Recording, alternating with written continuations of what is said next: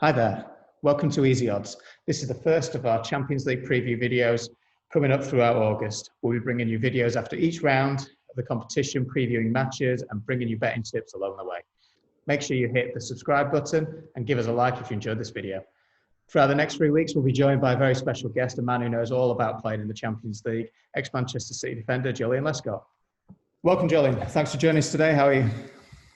Yeah, good, thanks. Excited, obviously. Back up and running now, the Champions League, so excited to see the games ahead. Joleon's going to be joining us throughout this period as Easy Odds official Champions League pundit for the competition, which gets underway this weekend, which we're absolutely ecstatic about. This video, we're going to be talking to Joleon about his opinions for the favourites to lift the trophy in Lisbon, as well if there's going to be any dark horses in the markets at all. But I think before we kick off, I think it'd be good for viewers to understand what it's like to play in the Champions League. Joleon, you've got experience playing in Manchester City's first ever campaign back in 2012 and 13. Obviously for the club, this was a momentous occasion, but in the changing room and the build-up to the tie, what's different about it? Well, we obviously had lads that had experienced the Champions League. I wasn't one of them, so I was looking forward to the occasion. For me personally, the level of competition is the highest it gets, higher than international football, because I just feel there's more internationals that play in the Champions League than there is internationals that play in the Champions League, if that makes sense. And one standout moment, which everyone spoke about, that played in it, was the music. The actual kind of hearing that music when you're standing there is quite tingling. And even now, when I do hear it, when obviously commentating on it or at a live game, it still brings back fond memories. Is it a proper goosebumps moment then? Is it one of those things that maybe the nerves start setting in at that point, or is it something you really relish from? You're excited. That's kind of, if you're not nervous in terms of excitement, then it doesn't mean enough. And obviously getting there with friends that are the first time as well, Gareth Barry, Michael Richards, James Milner, to kind of experience that with them and Joe Hart, to kind of understand what that felt for, like all of us, was special. Well, it's no secret that Manchester City have ambitions to win the Champions League. And, you know, with all the drama surrounding the financial fair play and the 2-year Champions League ban that was overturned last month, could this prove to be the year that Manchester City win the Champions League for once? Hopefully that's the case. Grateful that obviously the ban was overturned, and rightly so. But yeah, hopefully that City are able to kind of take that step into European kind of greatness in regards to this competition, with what's happened in regards to getting the ban overturned, but more importantly, potentially being David Silva's last game and him being the captain and lifting that trophy after the kind of efforts he's put in over the 10 years he's been at the club, would be a memorable occasion for everyone, and obviously no more than him. Well, the bookies make the Citizens the favourites to win this year. Their price is 17-5 on the Easy Odds grid.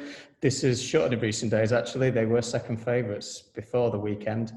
But they will be without Sergio Aguero for this tie, and obviously he's an important man for Manchester City. He scores tons of goals. How much of a miss will he be? Yeah, it'll be harder to win it without him. To win any game without Sergio is harder. But in regards to this competition, Jesus and Raheem are obviously the top goal scorers for Man City in this competition. So I'm sure Real Madrid will be wary of that, and obviously the posed threat that Sergio didn't play in the home game for them. So I'm sure they'll be worried about whoever they're facing in regards to the team that Man City put out. Well, one of those teams is Bayern Munich, who are second favourites to win and are a best price of 18-5 on the Easy Odds grid. They did wrap up the Bundesliga in absolute style. They haven't lost a match since January, and they are already 3-0 up against Chelsea going into the second leg in their own ground. If the bookies are backing Manchester City, surely Bayern are their stiffest competition. Yeah, I think so. If you look at, obviously, they have Lewandowski, who's the top goal scorer in the competition by some way in regards to other teams. And obviously, Gnabry's got a few goals as well. So they pose a different threat. Collectively, they score a high number of goals, and they showcase that at Stamford Bridge that they can rely on the defensive side of their team to keep a clean sheet. So I don't think anyone will be looking forward to facing them, especially with Chelsea, obviously, losing so many players in the FA Cup now. Their task looks ever so more daunting. Some of the other big names in the competitions are Barcelona, Juventus, Real Madrid. But when it comes to the prices that the bookmakers are offering, they're not really fancied. Barcelona have a best price of 10-1 to win the competition, Juventus 18-1, and Real Madrid 25-1. But can we really count any of these names out? They have such pedigree in the competition. No, you can't.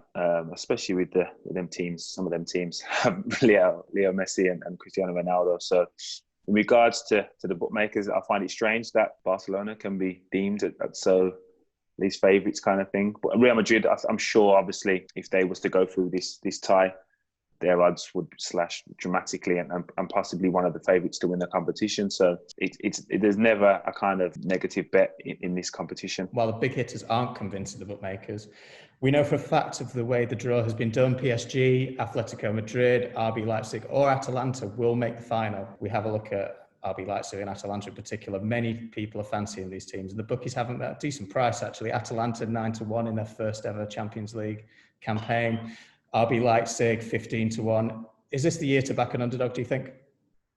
Possibly, yeah. Again, now that it's kind of mapped out and you can see who will face who, it probably makes it easier to place that bet. But Atalanta, they score a lot of goals. I think they've outscored any team in the Serie A over the last 2 seasons. So they're a team that can don't be underestimated. City obviously played them earlier in the competition and found it difficult, even though they got the points needed. They found it difficult. Atalanta posed a difficult threat, and for me, PSG were possibly my favourites before the competition started. Obviously, yeah, want City to win and stuff like that, and I'm optimistic about them. But I felt with the addition of Idrissa Gueye, it gives them a stability and balance defensively, and with the likes of obviously Neymar and Mbappe, like exceptional talents, even though he's going to be missing potentially for this tie. But I'm sure going into that stage of the competition, they'll be determined to win. Do you think the whole issue with France suspending their league and PSG not playing very much will have a big impact?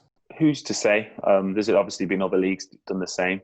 I think Germany were the most efficient in regards to getting their league back up and running, but other leagues have had gaps, and I'm sure that the quality of player that we're talking about, they're not, their bodies all benefit from having that time off. So they're all international players, and the likes of Neymar and Mbappe, and especially Neymar, who over the past 3 seasons has been injured around this stage of the competition, and missed games. So I'm sure his body's relishing the opportunity and feeling the benefit of having some time off. Well, I think it's now time for you, Joleon, to stick your neck out. Come on, who's winning the Champions League this season?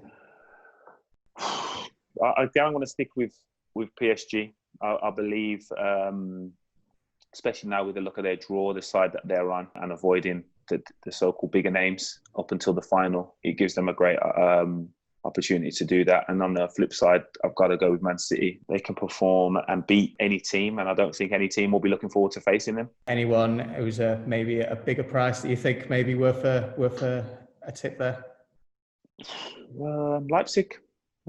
They look like very efficient in what they do. I was very impressed when I watched them against Spurs. Young team, enthusiastic, obviously a coach as well. Very passionate and determined to succeed. And they've showcased this season and previous seasons that they are a team and they do work together really well. Great stuff. I think we'll leave it for today, Joleon. Thank you very much. We'll leave it at that. Thank you. Thank you very much. Great stuff. If you wish to bet on any of Joleon's outright winners tips at Easy Odds, just click on the link down below in the description. We'll be back tomorrow, where Joleon will be previewing all 4 of this week's Champions League matches. Thanks for your time, Joleon. We'll see you again tomorrow, and thanks for watching.